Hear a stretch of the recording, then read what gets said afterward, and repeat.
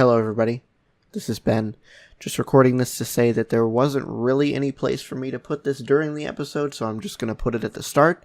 This is the little Patreon commercial that we've got, so go listen to that real quick, and then we'll jump right into the episode. Thanks for listening.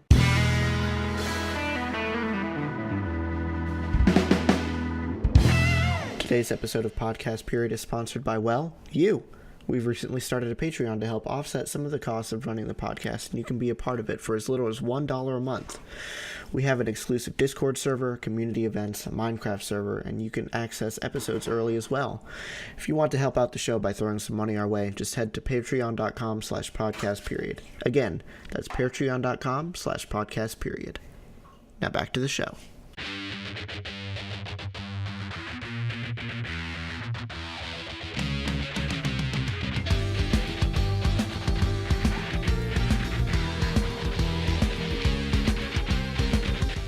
Hello, everybody.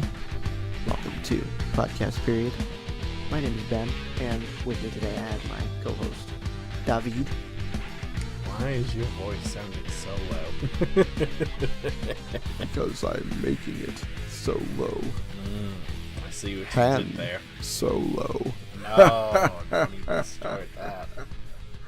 Ho, ho, ho, ho, ho, ho. Anyways. Please tell me you were doing a throwback to Guardians. Please. Or did you forget about that? I don't know. I think I may have forgotten about it. I don't know. when Peter's trying to imitate Thor. Oh, yeah. I got you. I mean, that would have gone so well. War, not Guardians, but I'll take it, I guess. Oh, it was doing Infinity War, wasn't it? Yeah. Yeah. Jeez. Okay. And speaking of Infinity War, this episode we're going to talk about Endgame, which David and I saw, 3, 4, 5 days ago, something like that? I don't know. It was Friday. This is Tuesday. Yeah, so 4 or 5 days, something like that. It's still fairly fresh in our minds, which is why we wanted to go ahead and talk about it. But the reason we didn't talk about it sooner is also the reason why I might sound a little bit different or a little bit more echoey. I moved back down to Florida, which is where I'm originally from, but yeah, I'm back down here now. I've got my full setup set up already, thankfully. But yeah, no longer in Tennessee, and gonna see what adventures this whole thing holds. But this isn't about that. We're gonna talk about Endgame, the amazing movie that was Endgame, and the line that it's amazing is literally going to be the only spoiler-free part of this podcast. So if you haven't seen it, turn it off now. Yep. Mm-hmm. Wait until you've seen it, and then come back and listen. I don't care if it takes you like 6 weeks or whatever. I'm going to spoil this for you, and you do not want this to be spoiled. You have been warned. Okay? You have been This is a good 30-second spoiler warning, so you cannot blame me for spoiling it. This is your fault. If you keep listening, this is your fault. Yep, it's all on you. So anyway, yeah, we went to go see Endgame. We're gonna spoil the heck out of it, and hope you guys enjoy us just rambling about the amazing movie that was Endgame. So, without further ado, David, what did you think about Endgame? Oh, I'm so mixed on it. There's a few reasons to be mixed on it. It was obviously the last, for people now knowing that he's moved back to Florida, obviously the last thing that we were going to be able to do for a bit. So it was kind of an emotional thing already just because of that. The movie itself, though, getting away from all that and everything that happened on the side, there's so many things I'm happy about, but there's so many things that I'm also kind of really mad about. Like, the more I've thought about it, the more I've gone back looking at other things and how it's led up to this. Are you talking about more towards the end of the movie when everything happens, or like the movie as a whole? There's parts in between. Like, I think of it of, like, 3 different phases. It was, like, the first, like, good chunk of the movie where everything in that I'm totally okay with. It's when they start going back on this, like, time heist that they did to go back and get all these Infinity Stones, which, by the way, of course, it had to be something related to time travel. Why couldn't you do a different cop-out than that? But I digress. I don't really know how else they would have. I don't know either. So, I mean, it makes sense. I was actually thinking with with the whole Ant-Man thing. I was thinking that they were gonna go like subatomic and get like all the atoms for the for the Infinity Stones and put them back together. But I think the time heist thing makes a little bit more sense, at least in that universe. In that way, but it's when they start doing this time heist that things start. There's questionable things that really start. It's. And then it makes sense in universe, but at the same time, it's a little bit far fetched. Yes. I guess the way that they have to go about this whole time travel thing, because it does just kind of come out of nowhere. I mean, it's based off of some like throwaway lines in the Ant-Man universe, in the Ant-Man movies. I think is kind of where they're getting this whole thing from. Yeah. But I don't know. I think, like, but besides the whole like kind of cop out time heist thing, I think the movie as a whole was pretty darn good. But that's just because David kind of got into these a little bit late. Mm-hmm. I've been into them for probably. I watched the first Iron Man movie, not in theaters, but probably at least within the year that it came out, you know? Yeah. So I've been watching these since the beginning. Since the beginning. And David's only gotten into them since I think the first Marvel movie that we ever saw together, which is the first one that he ever saw, I know, because he never saw any before that, was actually Ant-Man, which neither of us was really a huge fan of, but so thankfully that didn't really sully his future interest in the films. No. I think Captain America, because Civil War, because that was actually the next one that we saw. Yeah. Captain America: Civil War kind of saved that whole thing. Because that was a darn good movie. I really enjoyed that. It's probably the best Marvel movie that isn't an Avengers movie. Yeah, I like it a whole lot more. I can appreciate it a whole lot more going back and watching it now. Now that I know, or pretty much know everything going on, there's still bits and pieces that I still have to pick up on. But I'm in the theater with you that movie, and I'm like, who's this? I didn't understand anything going on, and now that I do, the movie is a whole lot more appreciated. We went through Wikipedia the other night real quick, discovered that besides Ant-Man, because Ant-Man's the very last movie of Phase 2, I didn't really start watching it until Phase 3. So I had to go back and try to pick through the movies I wanted to see in Phase 1 and Phase 2, like Guardians. I've still not watched any of the Iron Man movies in their entirety without commercial breaks and all that crap taken out. The first Thor movies, I haven't seen the first Thor, and then who's next? Captain America. Yeah. I haven't seen any of that until the first Avengers that I see. Huh? Did you see Winter Soldier? Nope, didn't see that one either. Captain America movie. So I don't get to see the introduction of Bucky or any of that. Bucky's introduced in that one, right? Bucky's introduced in it, and the whole Shield being Hydra thing. That's revealed in that. That's where that whole. Remember when Captain America was in Hail the Hydra elevator? Yeah, the whole that I did understand.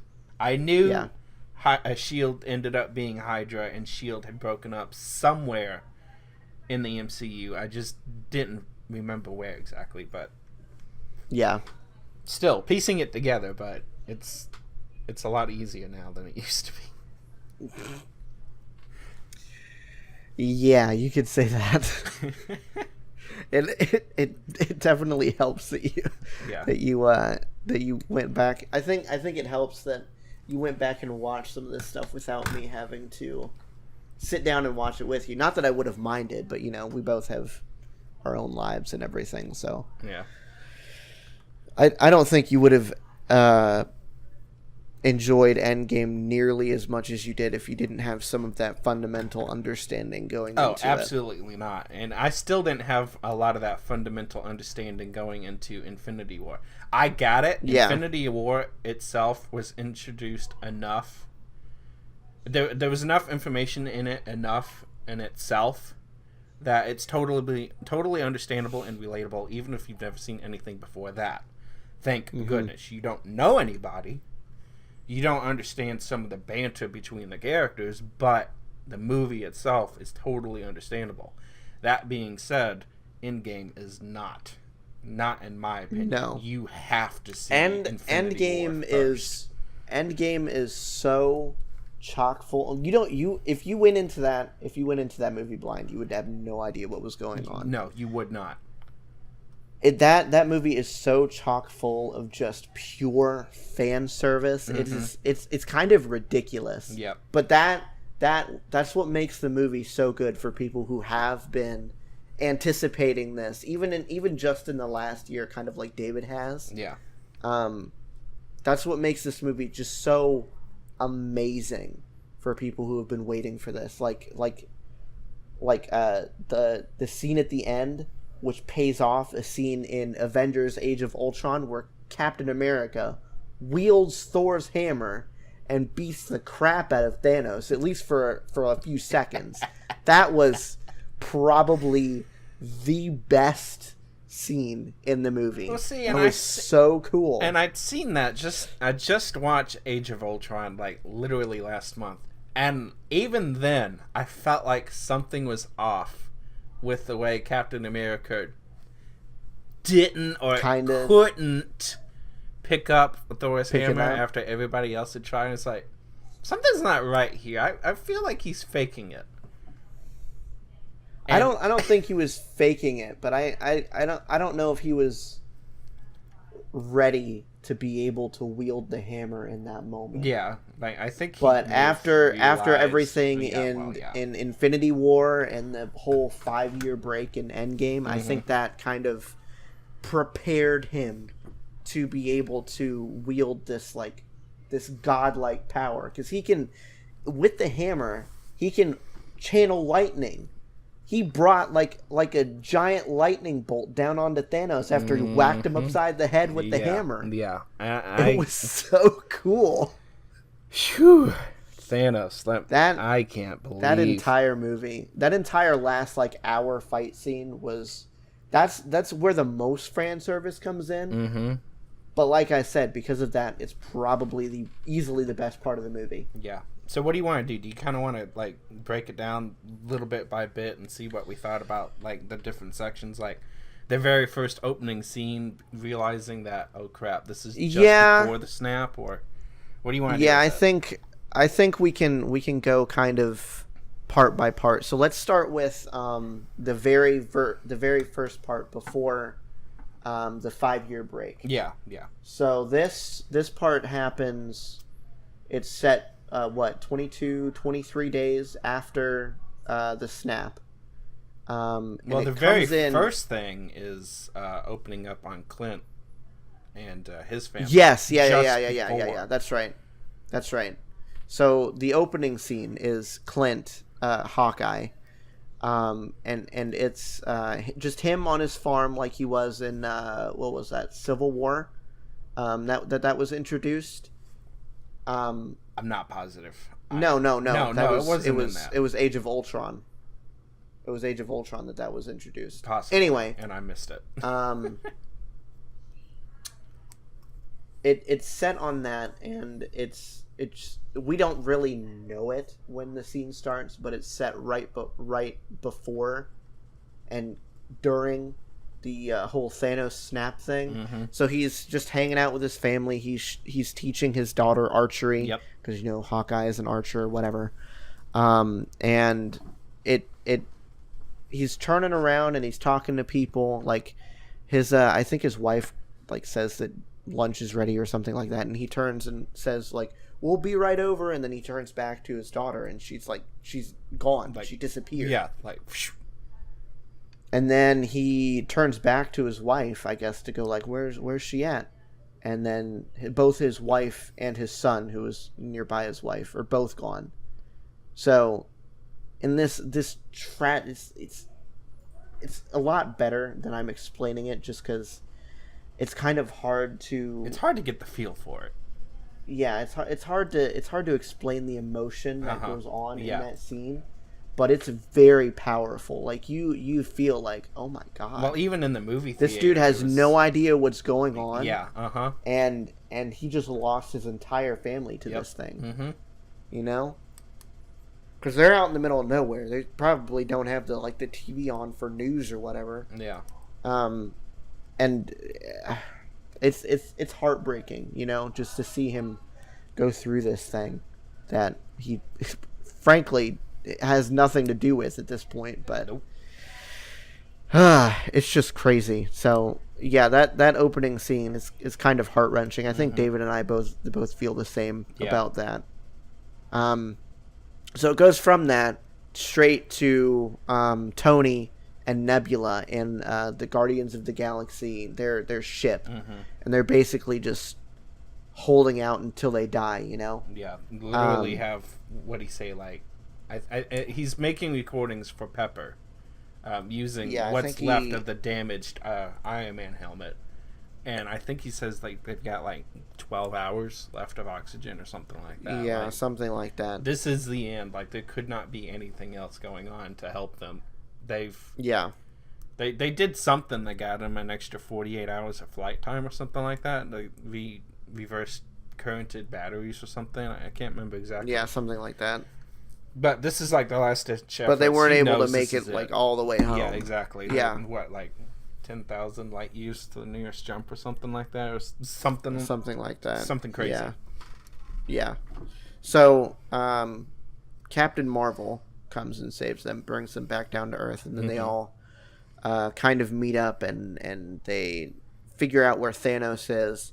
And this is where like the big scene of the movie comes in, at least for this beginning part. They go find Thanos on this remote planet and pretty much just like beat the crap out of him. Yep. Although he's not really putting up much of a fight. And they find out that he has used the Infinity Stones to basically destroy the Infinity Stones. Yep. So they no longer insist. There's no way to reverse what's been done.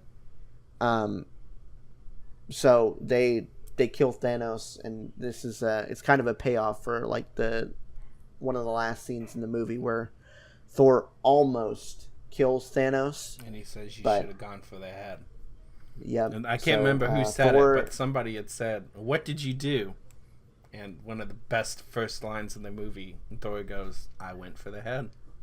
Mm-hmm. Huge fan service right there. That's exactly what that was like a gigantic yes.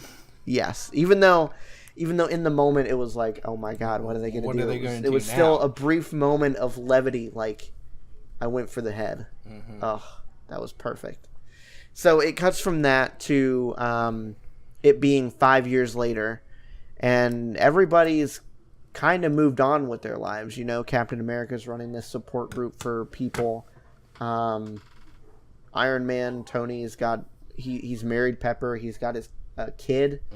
When we get back together with Hulk, he's kind of made peace with the two halves of himself. So he's I believe what's called Professor Hulk now. It's basically the bronze of Hulk with the brains of Bruce Banner. Yeah, which I'm not entirely sure how. I'm not sure how I feel about that. That felt like introducing like a whole new character. Yeah, a little bit. And it didn't feel like it did much justice. Like it was more Bruce Banner than it was Hulk. Like obviously he was able to have the brawn of Hulk, but did it really serve much purpose? It didn't feel like it did to me. Yeah, there wasn't much of the Hulk personality left, if at all, which is kind of what people like the Hulk for, you know? I mean, the whole thing in the first Avengers about him always being angry, whatever. I feel like that should have been the place that they left it, you know? Yeah. I mean, I get the whole making peace thing, whatever, but the I'm always angry thing is like, it's spot on. It's perfect. Yeah, Hulk smash. I mean, you can't get any better than that. Yeah. So there's not much of the Hulk personality left, but I kind of see why they did it, because they didn't want to. And I look back at that, it's like, well, geez. I mean, yeah, Tony. Everybody's kind of moved on. Everybody's kind of made their peace. Tony seems like he's actually in a better place.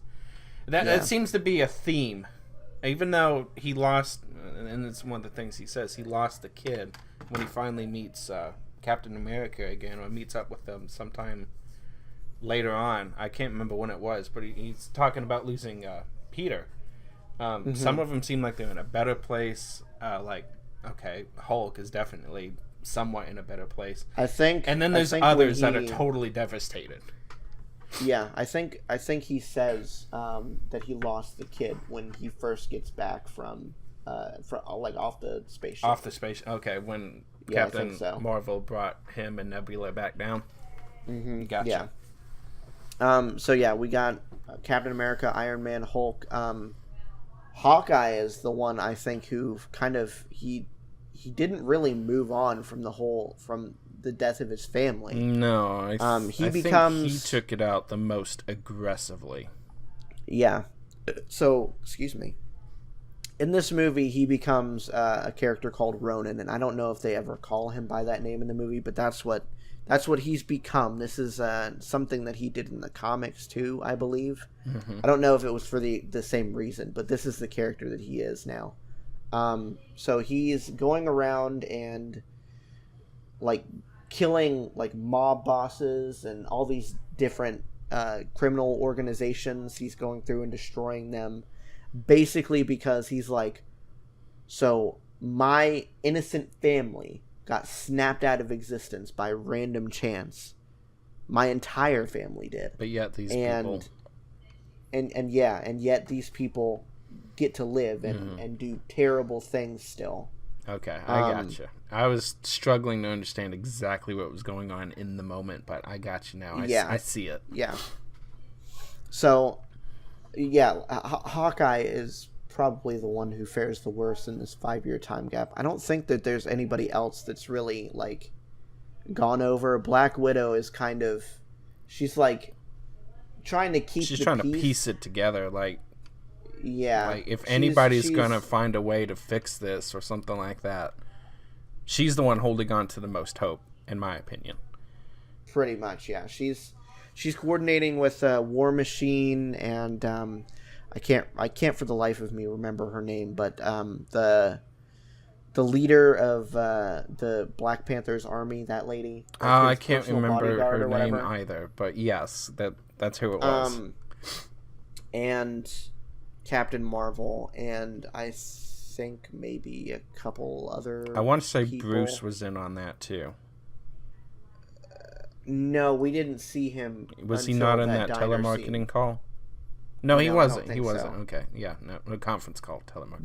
There was a couple other people that I can't remember, but basically she's like coordinating with them to try and keep the peace in this world, and this is where we kind of find out that Captain Marvel she's kind of exiting Earth and going to try and help these other planets that she's also, kind of grown connected attached to or whatever. Yeah, exactly. So she isn't seen for most of the movie, which I'm sure is a great thing for all these people that hated the Captain Marvel movie. But I still don't get. See, this is another one of those. This is another part of the movie that I'm not necessarily happy with. I wanted to see more Captain Marvel. Yeah,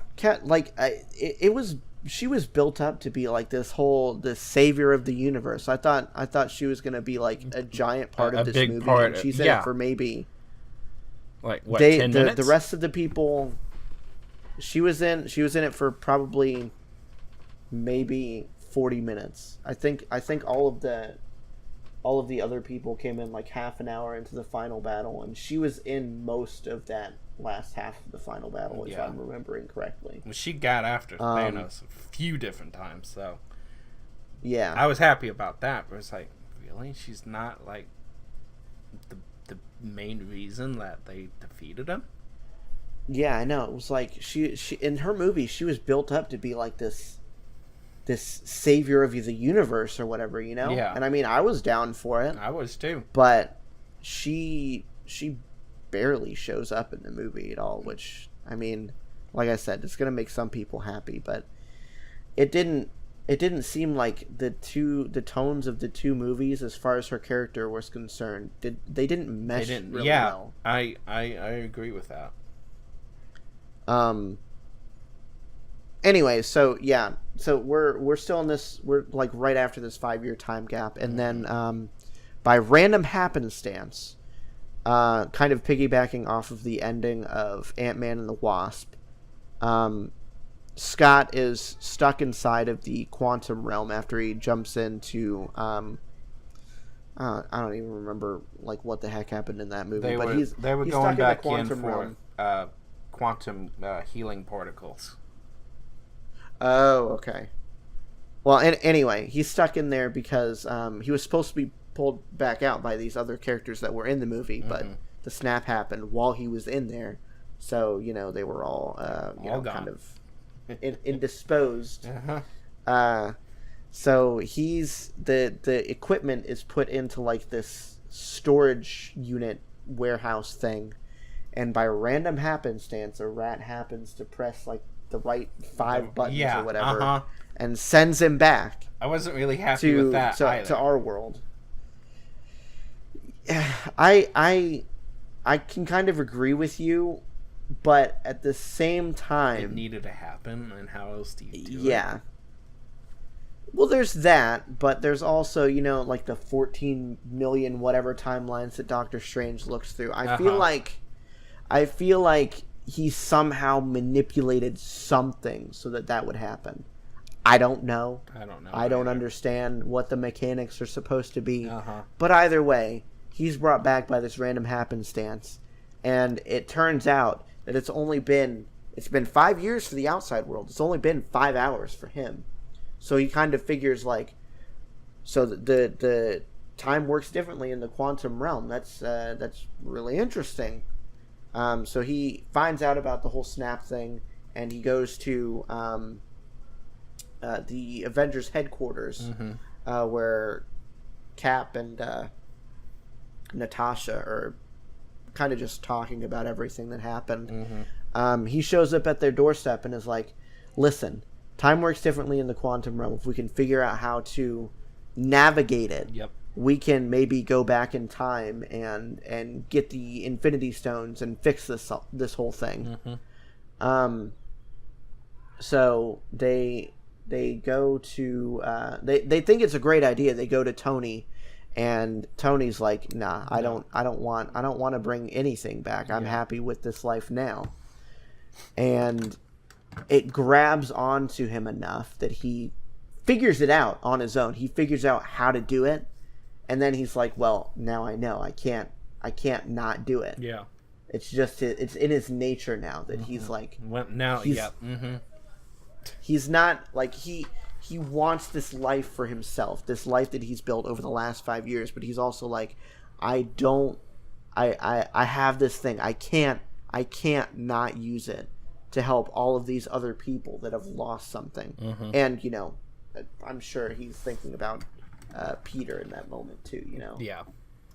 So, long story short, they bring the whole team back together. They get Hawkeye, they get Bruce, they get everybody that they can, basically, and they go back in time and steal the Infinity Stones. I believe a couple of them go back to, I think it's like 3 or 4 of them go back to New York in 2012 during the first Avengers movie. one steals tries to steal the cosmic cube. Yep. That has the, what is that? The space stone or something, yeah. I think? Yeah, Tesseract, space stone. And that kind of fails miserably, but not on their part. It's because Hulk is forced to take the stairs after the final battle of Avengers. He can't fit in the elevator. So Tony, was it Tony that got the got the briefcase that had the cube? Mm-hmm. And he goes to to the stairs. It. And then he gets like wiped out by Hulk, just like throwing the door off the stairs, because just at the same time that Tony's walking by, which could be considered another random happenstance, but at least this time it's meant for comedy and like a little bit of dramatic effect. Yeah. Because Loki ends up stealing it and like teleports himself away, which makes me wonder. Because I'm not entirely sure how this whole time thing is supposed to really be working out. They have to go back even further in time to another place where they know where the cube is at and get it from that moment. It makes me wonder, though, since Loki happened to get the Tesseract and disappear, does that leave a loophole for him coming back as a resurrection at some point? I mean, it might. I don't know. I know that there's going to be a Disney Plus like TV show with him in it. Yeah, I think so. So that might just have been setting up that, but so that plan fails, and like David says, they have to go back and get it from like the 1960s or something, and Tony ends up meeting his father right before he's about to have Tony. So he's kind of it's kind of like this weird bonding moment. Yep. Although, you know, Tony's dad doesn't know what the heck is going on. He just thinks he's talking to some random SHIELD agent. But Tony's able to like connect with his dad in this way that he never had been able to before, because he'd been like scared while like right before his kid was being born, and his dad expressed the same sort of feelings.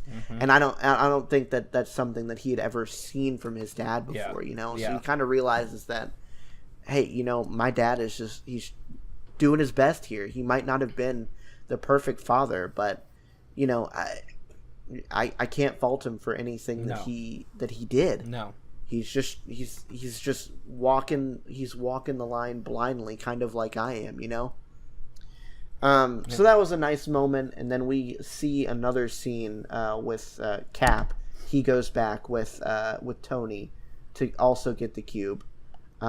We see a scene that kind of sets up the ending for Captain America in this movie, where he sees Peggy Carter's office, or Margaret Carter. Yeah. I don't know if that's supposed to be Peggy Carter or what, but either way. See, I'm not what it kind of made me feel like maybe we had this quick thought. Maybe is it her daughter? Yeah. And then I was like, wait, if that's maybe possibly Peggy Carter's daughter, is it possible that Cap was her father? And then later on in the movie, that whole, we'll get to that whole ending is like, oh, geez, maybe there was something to that wild thought there for a quick second. Yeah. We'll have to look into that one. So, so they get the cosmic cube. So that's one stone down. Back in New York, Captain America was going for the scepter, I believe, with the Mind Stone, Loki's scepter from that movie. Yep. That he used to like mind control people. And this really, it wasn't exactly a quick scene, but it was kind of a quick scene. Captain America goes into this elevator with a bunch of SHIELD agents who, in Captain America Winter Soldier, actually turn out to be working with Hydra. So this whole scene is supposed to be reminiscent of the elevator fight in that movie, which is really cool.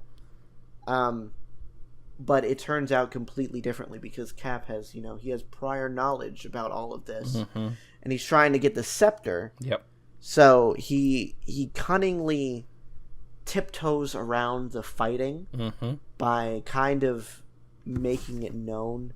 Like, obviously he's not with Hydra. Yeah. But he lets it slip to them that he's in the know, you know? So he whispers into one of the dude's ears that's next to him, "Hail Hydra." Which makes them be like, "Oh, okay. I see you, Captain America. I got you." So he gets the scepter through deceptive means, but hey, whatever. It doesn't really matter. He gets it in the end. The means justify the end, or the end justifies the mean. Exactly. And then right after that, actually, he gets intercepted by his past self. Which leads to another really funny moment. Yeah, so throughout like that last I think it started when they went back to the past, was when this comment started. They were talking about like Captain America in his suit, and they were all looking at like Captain America's butt. And he was like that. They were all like, "That's America's butt right there." They weren't using such kind worded. Tony says something about that suit really didn't do anything for that butt, and then somebody says that's America's butt, but not in the kind language that we used. Exactly.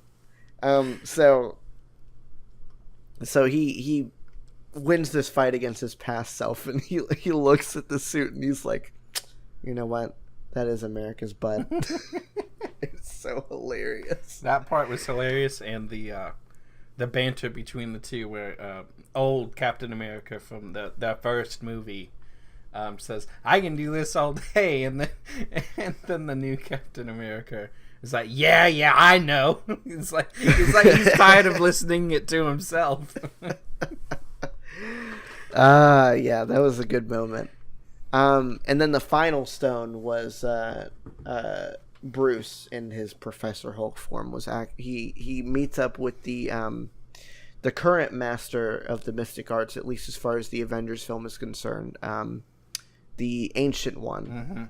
And he goes through like this whole scene of, she doesn't want to give him the time stone obviously, because he's like, I mean, she's the protector of it. She's not supposed to just like hand it out to whoever asks for it. But he finally gets through to her. In the know, like the whole time, like she knows why he's there. She doesn't understand the part that actually ends up giving him the stone, which we'll explain in a minute. But I was like, oh, well, dang, she's like expecting him or something. Like, what's going on here? She knew about Doctor Strange becoming Doctor Strange. Yeah, even though that's not until like 5 years later, she says.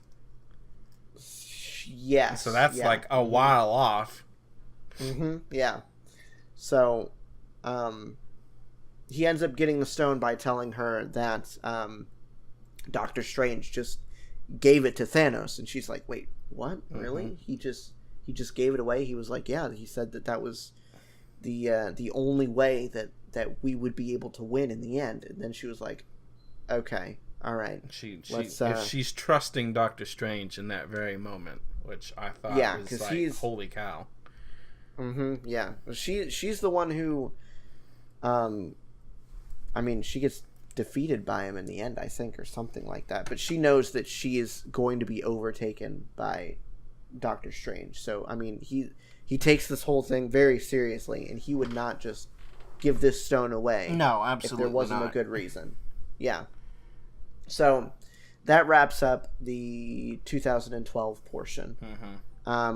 I think that portion was pretty solid overall. I liked it. I didn't find any complaints with that. And in the end, through the very long means of it, we end up getting the Space Stone in a long roundabout way. Yeah. Time and Stone and that whole 1960s scene was a nice addition to the movie. It wrapped up. It wrapped up Tony's anxieties, or his hard feelings about his father, you know. And we got to meet Jarvis, that's been too. Brewing. Yeah. That's something that's been brewing forever in the Iron Man movies, and even a little bit in the Avengers movies. So yeah, that was a nice scene. And then the next one is, I think there's only one in one timeline. I can't remember where it is, though. I know in 2014 it's the Reality Stone and the Soul Stone. I can't remember what the last one was. Let's see. Soul Stone is its own thing, which we'll have to get into, because I'm not really happy about that one either. Nebula and... Who was with Nebula? It was Nebula and War Machine. War Machine. They went to... I forget what the name... Morag? Something like that. The planet that Peter Quill got... The... I forget what the frickin' orb is called. In the first Guardians of the Galaxy movie. I don't know if they ever gave it a name. They knew it was Infinity Stone. One of the Infinity Stones. But I don't remember if they knew which one it was. Oh, no, it was the Power Stone. Yes, Power Stone. There we go. Yeah. Mm-hmm. Which then leads to a whole nother plot twist for the whole movie. Yeah. Apparently, when Nebula goes back to the past, I guess she's like linked up with some sort of network or something. Yeah. So, by random happenstance, the past Nebula plays this like memory from the present Nebula, and they figure out what's going on. By like they kidnap the present Nebula and they torture her until she well, no, she doesn't give it up. She doesn't give anything access up. her memories. They just hack the memories and stuff. Mm-hmm. So that's Thanos and Gamora present day at Nebula. That time. So what was it, 2014? Yeah, that was 2014. So 2014 Thanos, 2014 Gamora, and 2014 Nebula. All basically hacking into present day Nebula. Yeah. Which was kind of crazy.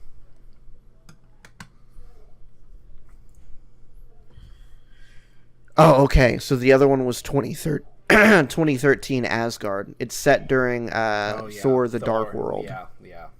Yeah. So that was Rocket and Thor. Kind of diverting away from the Power Stone and going back in time a year or whatever. It was Thor and Rocket Raccoon. Mm-hmm. They go to Asgard. To get the Reality Stone. They're supposed to get it off of Thor's ex, Jane Foster. She was infected with the ether or whatever the heck it was called. Yeah, ether. During that movie. Understand. Yeah, I saw that movie once and I have no desire to see it again. It was not. It wasn't very good. Not a great movie. Okay, no. So I didn't miss much there. No. So the only thing of importance besides them actually getting the stone that happens there is Thor gets to talk to his mom.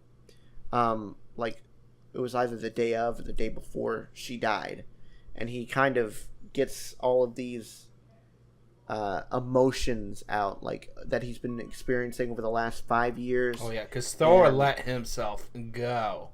Oh yeah, we did not mention that's something that we earlier. Forgot to touch on. Yeah, I was trying to get back to it, but then we kept going forward. So moving back to the whole 5 years later thing, Thor actually, he's in a bad way. Yeah, it's not good. So I forget who goes and gets him, but a couple of the Avengers go and. Go to New Asgard, which I think is somewhere in Norway. I feel like to Hulk went. Get Thor. Yeah, you might be right. I think it was Hulk and a couple other people. I think Rocket went too. Yeah, he is turned Rocket, into some like. He's the epitome of like a Viking if Vikings did nothing except sit on their butt, drink beer, and play Fortnite all day. Which was so funny. Which is literally what he did. Oh. He's got this like gigantic gut, and he's all sad about what's happened over the last 5 years, because he the one feels that's like lost he everything, failed. and he failed. Yeah. He feels like he failed his people, and the entire universe, because he had this opportunity to kill Thanos, And he didn't. and he missed it by an inch. Mm-hmm.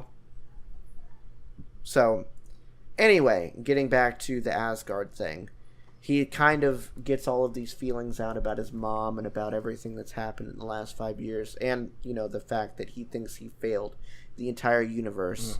So that's a pretty nice scene too. I liked him kind of not being this arrogant prick for once. I like the Thor character. He is, especially in Ragnarok, he is hilarious. Yes. But I think the way that they took his character through this journey in this film was perfect. Yeah. And the other thing of note that he gets while he's in Asgard is he gets his hammer back. Yes. So he takes that back to the present, which again we talked about kind of earlier before we started going over the recap. Captain America gets to wield the hammer, which I still think is probably the best moment in the movie. So we talked about Morag. That was the planet that they got the thing on, the Power Stone. And then Vormir, Black Widow and Hawkeye go to Vormir to get the Soul Stone, and of course they don't know about the whole you have to give up something that you love in order to get this thing. A soul for a soul. So they basically fight it out to see who gets to kill himself for the stone, and Natasha eventually wins. That's a fight you want to win. Yeah, I know. If the part I have the problem with here the most is, okay, yes, I understand Hawkeye has a family, but what was the point of the whole Ronin thing if to not lead up to that moment and he be the one to sacrifice himself? And he darn near almost did. Until Black Widow his arc in catches this up with movie him. is his arc in this movie is a little, it's odd. Yeah. Why did they bring Ronin into it if that wasn't the point, to just have Hawkeye? Natasha ends up killing herself, and I don't know. I don't know if I really like how it turned out, but I mean it turned out how it turned out. Yep. Whatever, I guess. They got the stone. That's the only one that I really have a huge issue with, is this last stone that they get, because there really wasn't any character moments in this either. I mean, we know about the whole bond between Hawkeye and Black Widow because of the Avengers movie and whatnot, but it's just, it seems a little anticlimactic, Yeah. I don't know. Out of all the time heist scenes, getting all the stones back, that one is definitely, to me, the most disappointing one, and the one I am least happy with. The outcome and the means of the outcome. Like, the whole thing, to me, just was off-putting.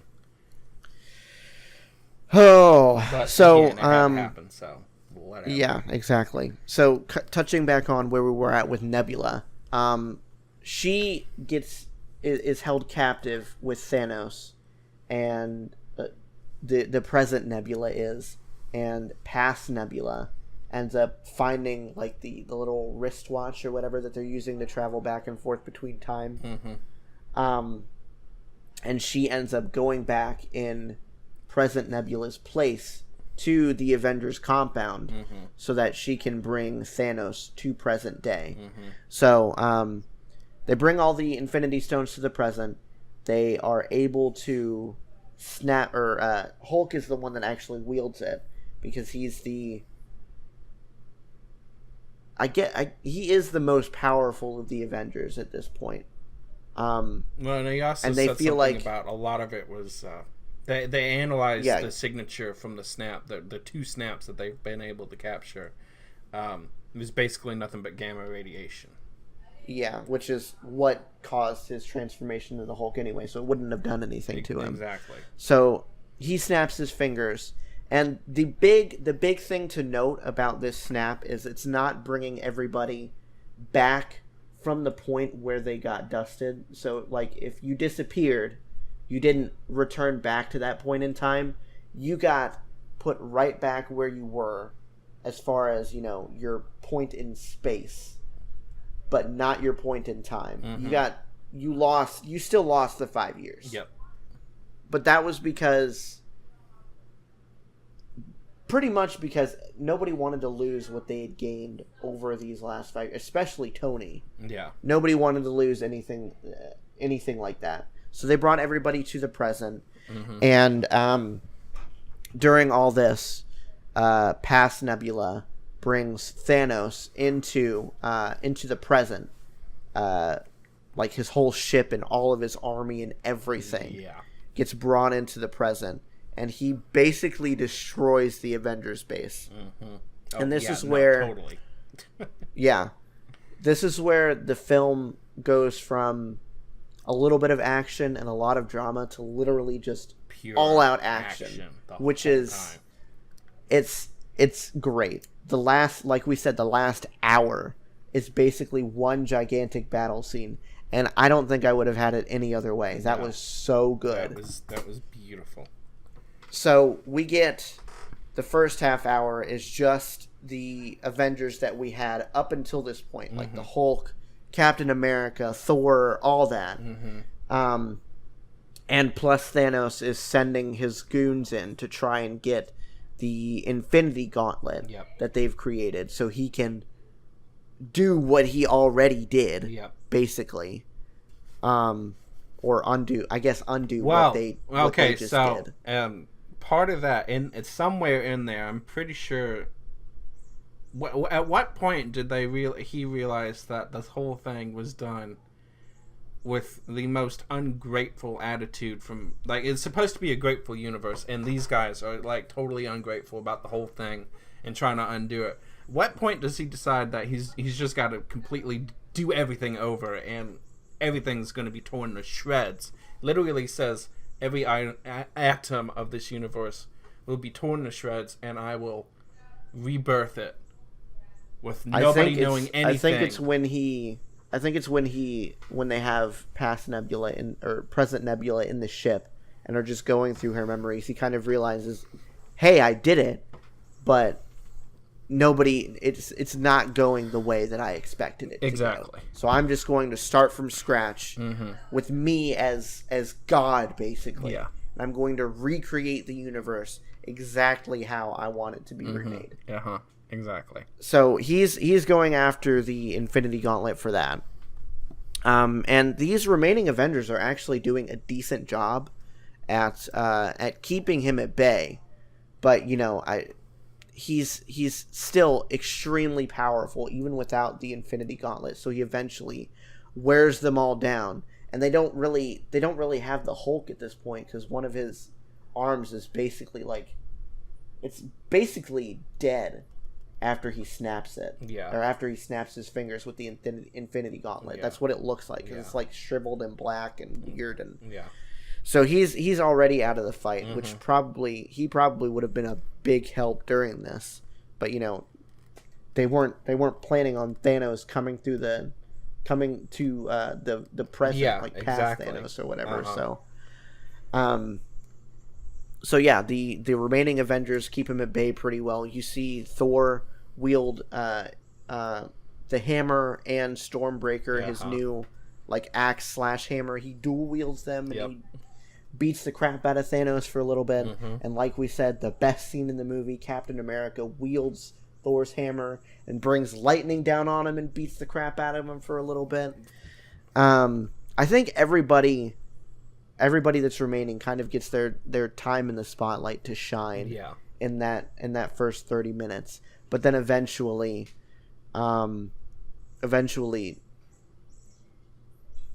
everybody gets brought back, like all of the people that died in the snap, they get brought back because it was kind of like a perfect timing thing because all of the original Avengers were kind of getting beaten down, and then Doctor Strange sling rings everybody in. Like, you've got Black Panther, you got Spider-Man, you have everybody that died, and they're all being brought back for this.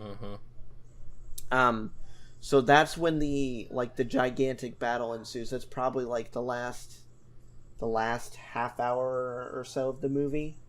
And then during that, Wanda, Scarlet Witch, who, if you guys remember, was like Vision's partner. Like, he was her boyfriend basically in Infinity War, and he's not going to come back because he didn't get snapped or anything like that. So she's going after Thanos and almost wins, but he tells the ship to like basically nuke the battleground. Yeah. And that's when Captain Marvel, that's when Captain Marvel comes back in, and she destroys the ship and basically destroys like all hope of him winning this battle unless he can get his hands on the Infinity Gauntlet. Turns out that he almost does. He has it on his hand, and it had the stones on it. But at the very, very, very last moment, Iron Man comes out of nowhere, and you think he's just like doing this last ditch struggle to just try to get the glove off of him, and Thanos just like slaps him aside, and he's like, he does his famous line. Well, yeah, early in the movie, in the very, very beginning scene where they come and they come hunt him down and try to get the Infinity Stones. That first 5 minutes of the movie, he does this, "I am inevitable." Yeah.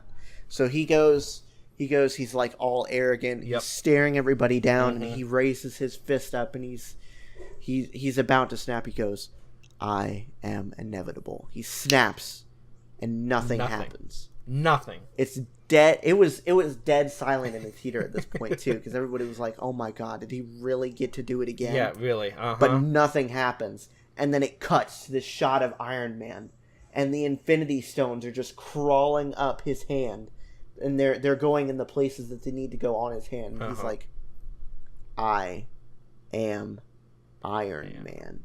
He snaps his fingers, and then all of Thanos' forces get turned to dust. That was the best. That was such a good payoff. I literally turned to Ben. I'm pretty sure Ben had turned to me at that point, and we both literally said, "I swear to God, if he doesn't have an axe thrown through his head, or he doesn't get turned to dust, I will not be happy."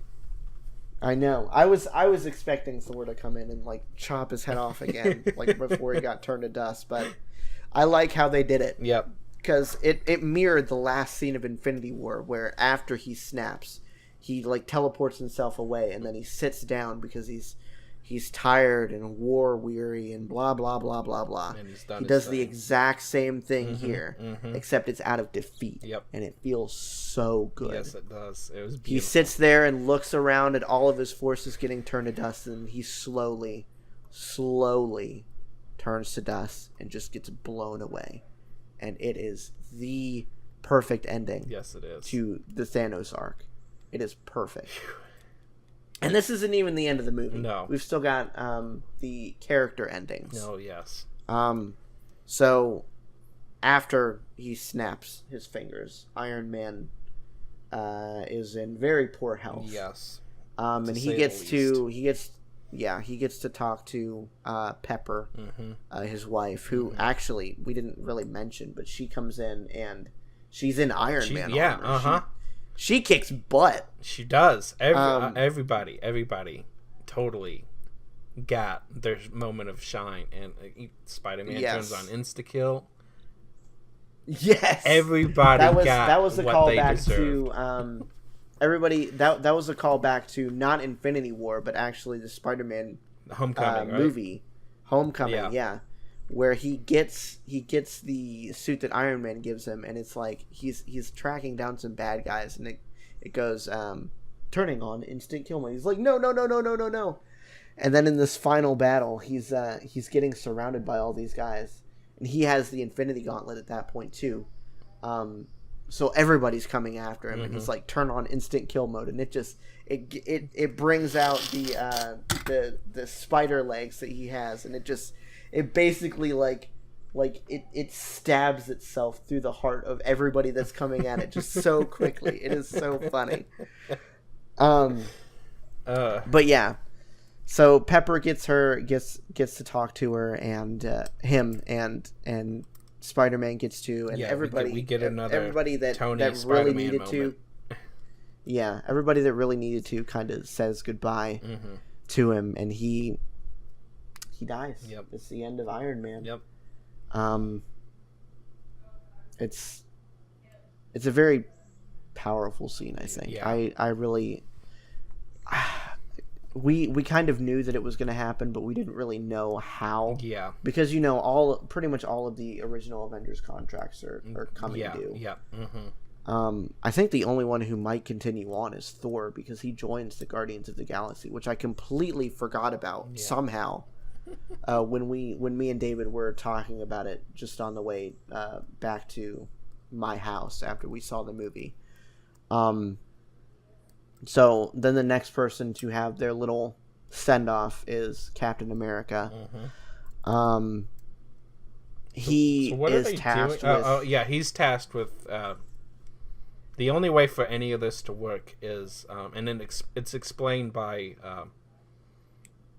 oh, God, what's her name? The Ancient One. Yeah. The stones have to be put back in their original timeline. Otherwise, everything is turned to chaos. So... he's tasked with returning them. Every alteration they make to the past splits off into a different timeline, basically. So if they don't bring the stones back to exactly where they got them, then they're not living in their original timeline. Exactly. Basically. So Steve is tasked with bringing back the stones, and then he's gonna come back and live out his life, whatever. So, due to the scene that he had earlier in the 1960s or whatever it was, with the office thing that we explained earlier, he decides not to come back to the present, and he returns to 1945, I guess, like right after he got iced. And he returns to Peggy, and they live out their lives, basically. So they're expecting him to come back. Like it's Falcon and Bucky and Hulk. Although the scene is mostly between Falcon, Bucky, and Captain America. Yeah. This very last scene with Captain America. Hulk is just there because he's the one operating the machine. Yeah, exactly. So they send him back in time, and then they're expecting him to come back, 5 seconds later. And then he doesn't come back. They're wondering exactly what happened, and then I think it was Bucky, who spotted old Captain America just sitting on a bench on the edge of the lake nearby. And Falcon and Captain and Bucky walk up to him, and they have this really... It's not really a huge character building moment. I mean, you obviously figure out exactly what went on. He went back and he married Peggy and blah, blah, blah, blah, blah. But the biggest deal is Captain America giving his shield to Falcon, passing off the torch, basically. So there's definitely going to be more Captain America movies. It's just not going to be any Chris Evans in it, I guess. And then Hulk, I still think, is going to be in there because he... Mark Ruffalo's contract started with Avengers, the original Avengers. And then let's see, Thor. So the Incredible Hulk, is that not an MCU movie? It is part of the MCU. It's just a different actor playing the Hulk. Okay. Gotcha. Because it's tied in. It's tied in via the end credit scene. There isn't really necessarily anything directly referenced to it in any other movies, as far as I know. Okay. But yeah, it's tied in via the end credits scene in that movie. Yeah, so he's the only one that seems, from our understanding, he's the only one that's got actual contract left. Yeah. It looks like Thor is just going to stay on just because. Yeah, he might sign another contract. Who knows? Yeah. It's been rumored that he's open to, or he said that he's open to playing Thor again if there's a Thor 4 and the director of Thor Ragnarok, Taika Waititi. I probably am not pronouncing his name right, but the director of Ragnarok, if he comes back on and does another Thor movie, he's down to do it. So he passes off the throne of Asgard to what is her name? I forget. It was Valkyrie lady, but I forget her name. That's her name. It's Valkyrie. Is it Valkyrie? Okay, there we go. I'm pretty sure. Yeah. So he passes it off to her. She's Queen of Asgard now, and he joins the Guardians of the Galaxy. And I guess that's what kind of where Guardians of the Galaxy it's headed towards too. But I think that's everybody. We know Hawkeye probably isn't going to return because he has his family back. I want to say is no longer. I want to say there's something on that might be on Disney Plus. I want to say I've seen something about a Bucky and Hawkeye thing. I'm not sure. Maybe. I don't know. But Natasha's Natasha's yeah, I think that gone. takes care of all of the original Avengers: Captain America, Iron Man, Hulk, Thor, Natasha, and Hawkeye. Yep. So yeah, the only two stories that really had to be wrapped up were Captain America and Iron Man. Yeah. Thor is kind of open ended, but those two are definitely they're tied with a bow. There's nothing else that's gonna happen. Yep. No way, no how. Yep.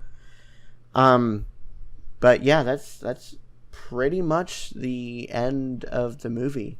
Everybody's character is tied up. The battle with Thanos, the final battle with Thanos is won. And yeah, that's pretty much it. Nothing extremely like crazy happened or anything. No. Well, the whole movie was crazy, but you know what I'm saying. Yeah, that's the end. That was the entire movie that we just went through. I told you it was going to be spoiler filled. Oh yes, and there's many things that we didn't spoil still. Yeah, there's a lot of too things much. that this movie, like I said, is basically wall to wall fan service, especially in that last hour. Yep. There's so much there. So if you haven't seen it and you've decided to listen to it, go watch it. Yes. You'll still find a lot of enjoyment in it. And if you have seen it already, go watch it again because it's a good movie. Yep. I'm definitely watching. I'm it definitely when gonna watch it again. Yeah, out on whatever. Yeah. Whatever it comes out on Netflix or something. Yeah. I don't know So, if this will land yeah. on Netflix. I think Disney Plus will be Yeah, I don't by think then, it because I think they're I don't doing think it will. November. I think the last one to land on Netflix was Ant-Man and the Wasp. I think that's the last one that they're going to do. Maybe Captain Marvel. I doubt. Yeah, there's a very slim chance, especially Yeah. with the Disney Plus thing coming out. But yeah, so yeah, that was our kind of synopsis / review of Avengers Endgame. So what do you Don't really feel? know what How do else you to feel say. about everybody's wrap up? I think you and me are kind of agreeing on the Natasha thing. Not really happy about that. No, I'm not really a huge fan, but I mean, what are you gonna do? I guess. So everybody's story had to be wrapped up somehow. Iron Man dies. It was either going to have to be Iron Man dies or Captain America dies. Yeah. I'm very satisfied with how they wrapped up Captain America. Yeah. They had to do something I like how with they Tony. wrapped up So Iron Man too. okay, fine. He's dead. But if in a perfect world, I feel like Captain America should have been the one that dies, and Tony should have been able to go back to his family, because he's the one that had the most to lose with all this, you know? But I don't know. Tony got to have his family, and now Captain America got to have his family, so okay. Yeah, exactly. Fine. But the thing that it did do is it wrapped up Tony's character arc that's been happening since Iron Man 1. Yes. He's been extremely self-serving. Even as a superhero, he's been extremely self-serving, and his final act, he knew it was going to kill him, but he did it anyway. Yeah. It was extremely, extremely self-sacrificing, and I think that was like, at least as far as his character goes, not including his family, just putting that aside for the moment, that was the perfect bow that they tied onto his character. Yeah. That was nice. As far as everybody else goes, I mean, I'm pretty sure Hulk's going to be continuing on. Hulk is fine. Nothing really happened there. I'm totally cool with Thor going off with the Guardians. If he comes back, fine. If he doesn't, okay. Well, he's still out there somewhere. There's always a possibility, so exactly, I'm good with that. And it's not to say that he won't. I mean, he might not show up in the next Guardians of the Galaxy. He may. He may. He might not. He may just show up as cameos in other movies. Who knows? Yeah. Who knows at this point? So I guess we kind of agree on all of it then, as far as the wrap ups go. Not really happy with Black Widow. And me and you both thinking they could have done something different with Tony, but at least it's done. I liked it. There could have been other ways, but I still liked it. Yeah. So that's our review. That's how we feel. You should, like we said, definitely go see it if you haven't seen it. Yes, please go. And you're stupid for listening to the podcast if you haven't seen it, but whatever. You made your choice. I warned you for like 30 seconds, a minute up front.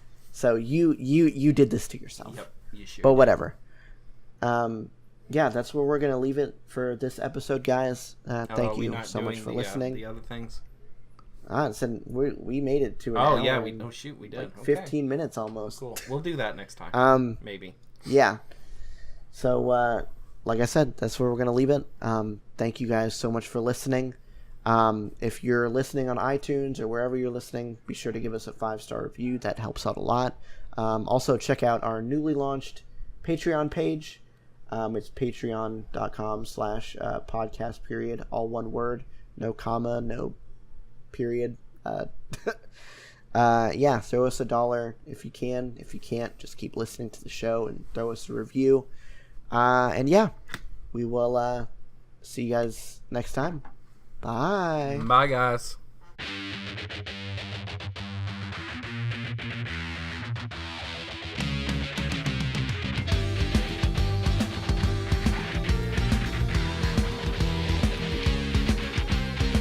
Podcast Period is hosted, produced, and edited by me, Ben, and co-hosted by David. You can find me on Twitter at BenPlaysVidyaS, that's Ben Plays VIDYAS, and David is on Twitter at Car6by16. You can contact the show at Podcast Period on Twitter or email us at podcastperiodpodcast@gmail.com. Be sure to leave us a 5-star review wherever you listen to us. We'll see you guys in 2 weeks. Thanks for listening.